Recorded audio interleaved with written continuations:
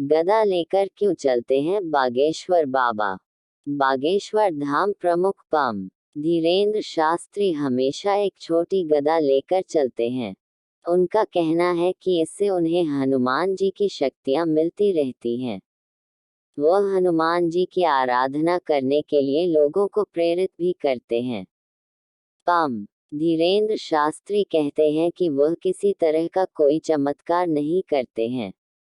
वह तो सिर्फ बालाजी हनुमान जी के सामने लोगों की अर्जियां लगाते हैं, जिसे बालाजी स्वीकार कर लेते हैं.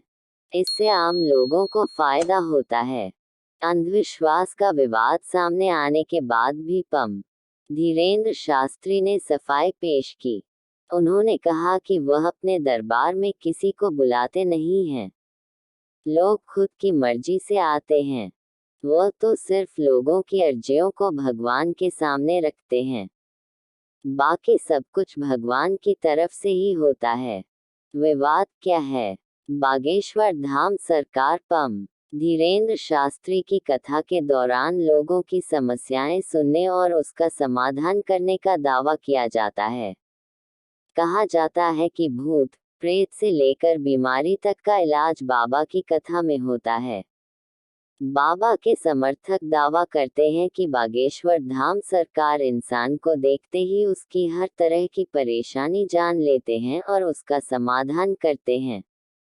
वहीं बागेश्वर धाम सरकार का कहना है कि वह लोगों की अर्जियां भगवान बालाजी हनुमान तक पहुंचाने का जरिया मात्र हैं, जिन्हें भगवान सुनकर समाधान देते हैं.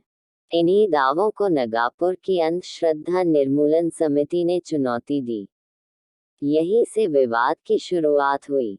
विस्तार. मध्य प्रदेश के बागेश्वर धाम सरकार पम. धीरेन्द्र शास्त्री आजकल चर्चा में हैं. ये चर्चा नागपुर से शुरू हुई, जब पम. धीरेन्द्र शास्त्री पर अंधविश्वास फैलाने का आरोप लगा. अंधश्रद्धा निर्मूलन समिति ने कहा कि जब बागेश्वर धाम सरकार को चमत्कार साबित करने के लिए चुनौती दी गई है तो कथा बीच में ही छोड़कर वह चले गए. इसके बाद पम. धीरेन्द्र शास्त्री का भी बयान आया. उन्होंने चुनौती देने वालों को रायपुर बुलाया, जहां अभी उनकी रामकथा चल रही है. शुक्रवार को पम. धीरेन्द्र शास्त्री ने कई मीडिया कर्मियों के सामने चमत्कार करने का दावा किया. एक नेशनल न्यूज चैनल के रिपोर्टर के चाचा का नाम लेकर मंच से बुलाया. अब ये वीडियो भी तेजी से वायरल हो रहा है. पम. धीरेन्द्र शास्त्री के अनुयायी इसे चमत्कार मानते